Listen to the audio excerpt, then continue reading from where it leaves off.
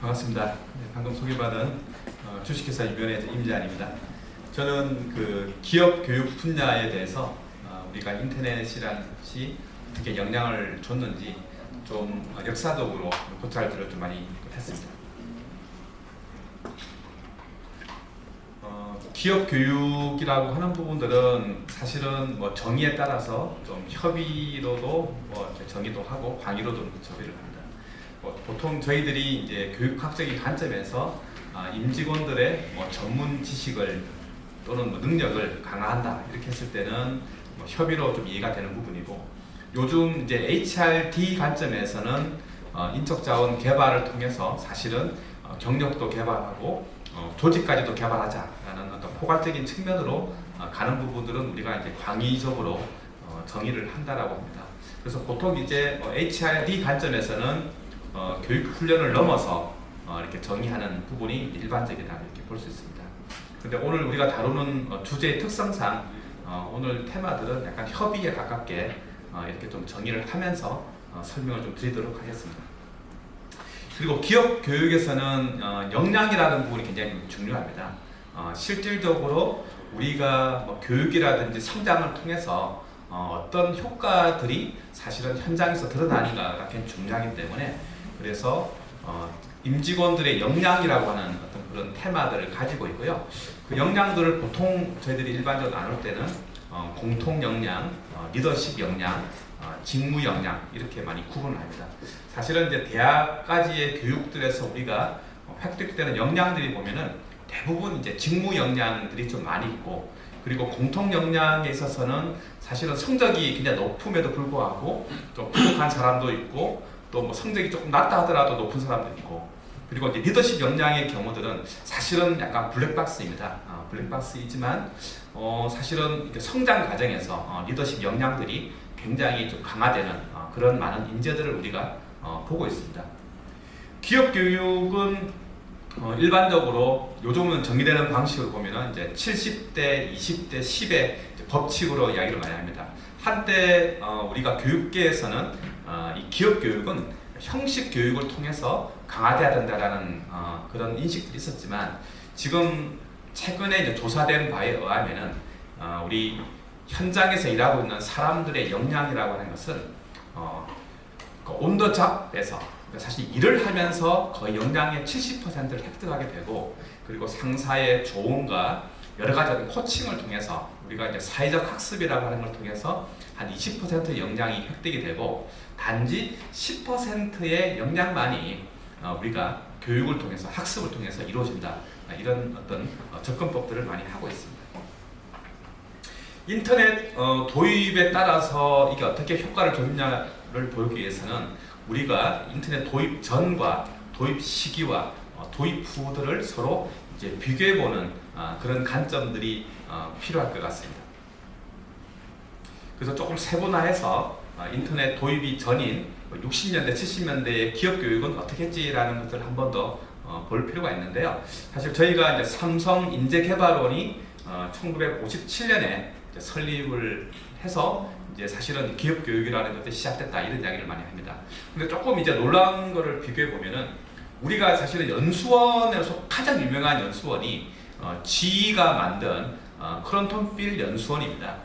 근데 크론톤필 연수원이 언제 만들어졌냐면은 1956년에 만들어졌습니다. 그렇게 유명한 연수원이 56년에 만들어졌는데, 우리 삼성 인재개발원도 57년이었으니까 사실은 굉장히 비슷한 시기에 그러한 인식에 도달해 있었다라고 볼 수 있고요. 그렇지만은 이런 어떤 기업에서 하는 연수라는 것은 굉장히 제한적이었고, 사실은 국가 주도로 잘 아시는 60년대부터 경제개발 5개년 계획이 진행이 되면서 생산성 본부라든지 능률협회, 표준협회, 그리고 다양한 형식의 그런 어떤 공공기관들이 설립이 되면서 이 기업 교육이라는 부분이 많이 활성화가 되게 되어 있습니다. 60년대는 그 당시에 이제 경공업적인 그런 상황이었기 때문에 주로 이제 기능 교육 중심이었다고 볼 수 있다고 하면은, 70년대부터 이제 중화공업이 일단 본격적으로 시작되면서 사실은 엔지니어링 교육이라든지 또 관리자 교육 이런 형식으로 발전은 됩니다. 글로벌 전체에서 보게 되면 한국의 특수성이라는 게 OECD 국가의 다른 나라들은 사실은 학교라든지 또는 노동조합이 주도가 되는 경우들이 많았는데 우리는 대기업이라든지 또는 정부 주도의 그런 어떤 직업 훈련이 많았다 이렇게 볼 수 있습니다.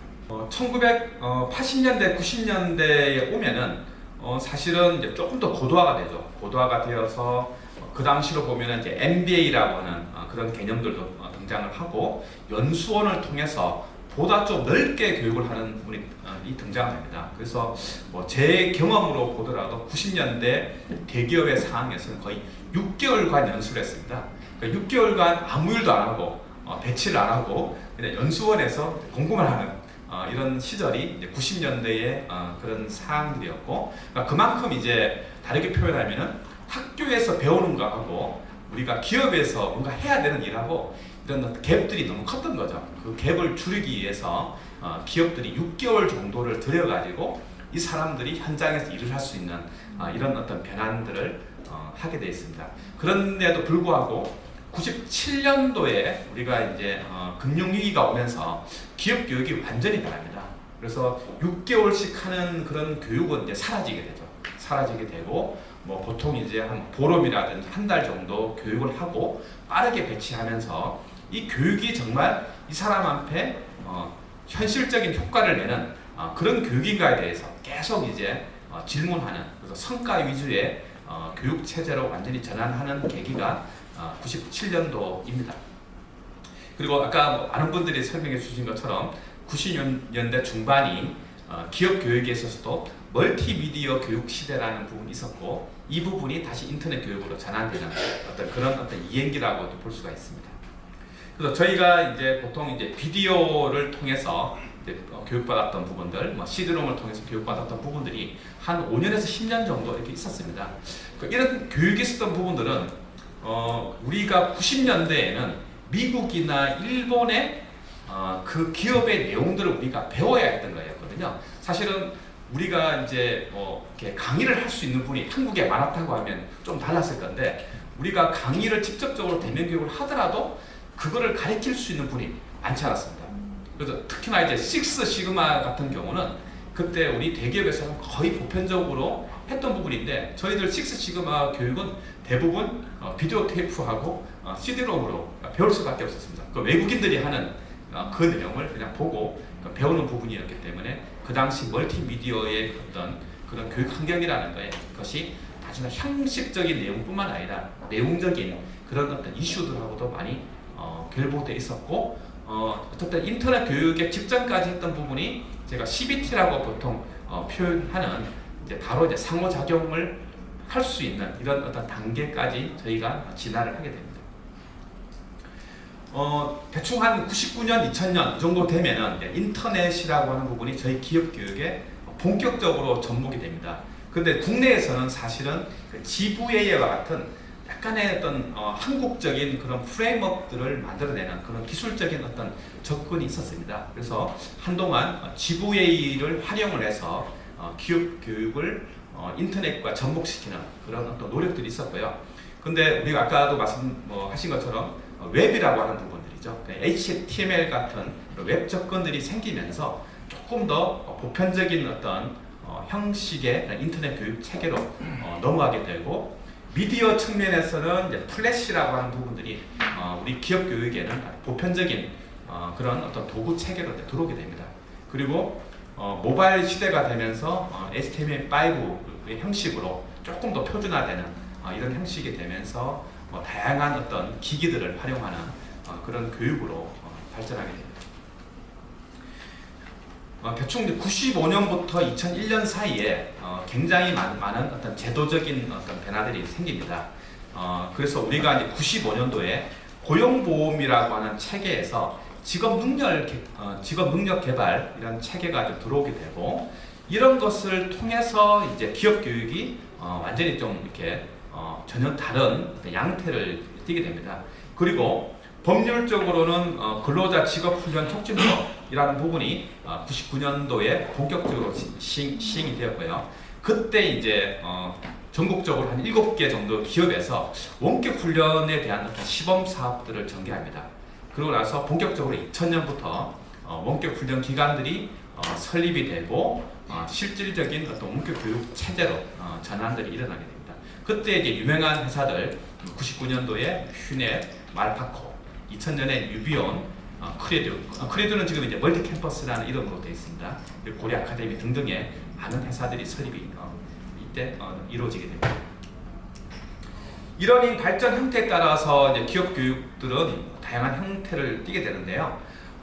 저희들이 이제 유수경 박사님이 그때 2006년도에 정리한 거로 보면은 일단 99년도, 2000년에 시범 단계, 2001년부터 2006년까지가 이제 도입 단계 이렇게 되어 있고, 2007년도부터는 다양한 우리가 5개년 계획에 따라서 단계를 통해서 이렇게 발전하는 그런 어떤 단계화를 우리가 거치게 되어 있습니다. 99년도에서 2006년도는 저희가 도입을 하고 초기의 어떤 2행기 단계라고 볼 수 있는 부분들인데, 사실은 이게 원격 훈련 제도가 어떤 형식으로 되어야 되는지가 사실은 정립이 좀 불분명한 상황이었습니다. 그래서 그거를 가지고 처음에는 이렇게도 한번 해봤다가 이거 좀 아니네 하면 또 바꾸기도 하고, 그래서 사실은 제도의 변화가 거의 매년 있었습니다. 매년 그냥 토론하고 한번 해보고 아니다 하면 또 바꾸고 이런 형식으로 이루어졌고요. 그리고 이제 우리 원격 훈련에서 위탁 교육의 형식이 이 2006년까지만 하더라도 인터넷 훈련이다 또는 우편통신 훈련이다 이런 부분들이 구역이 나눠지는 방식으로 많이 이루어졌고, 어쨌든 간에 협단체들이 2003년도에 많이 설립이 되고 이러닝 관련되어 있는 법이 2004년도에 제정이 되고 단체가 생기고 하면서 이 제도 개선들이 이 시기에 많이 이루어지게 됩니다. 2007년도의 부분들은 일단 최초로 제1차 평생직업 능력개발 기본 계획이 수립이 됩니다. 이 이야기는 이제 체계화가 이제 이루어졌다라고 이제 봐야 되고요.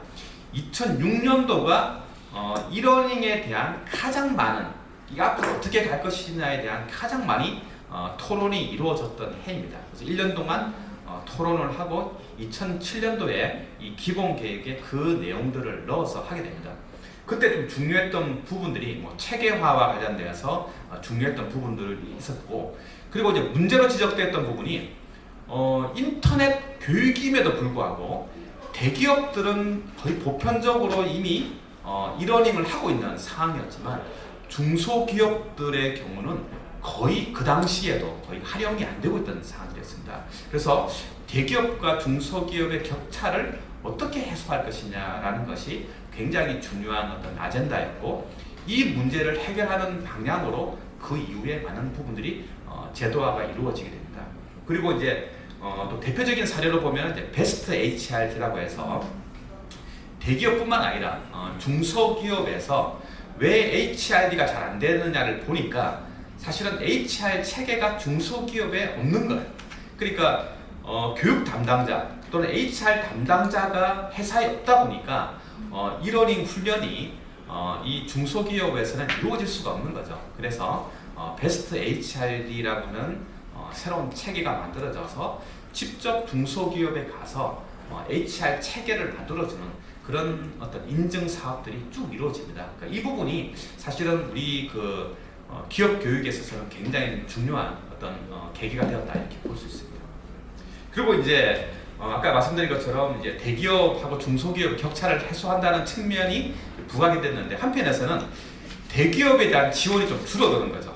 그 이후 부분들은. 그래서 대기업들의 경우는 제도화되어 있는 고용보험 제도를 활용하는 것보다는 독자적으로 자신한테 맞는 그냥 길을 가겠다라고 해서 대기업들은 본격적으로 제도로부터 탈피해서 각자 길을 가는 이런 부분들이 2007년도부터 이루어졌다 이렇게 볼 수 있습니다.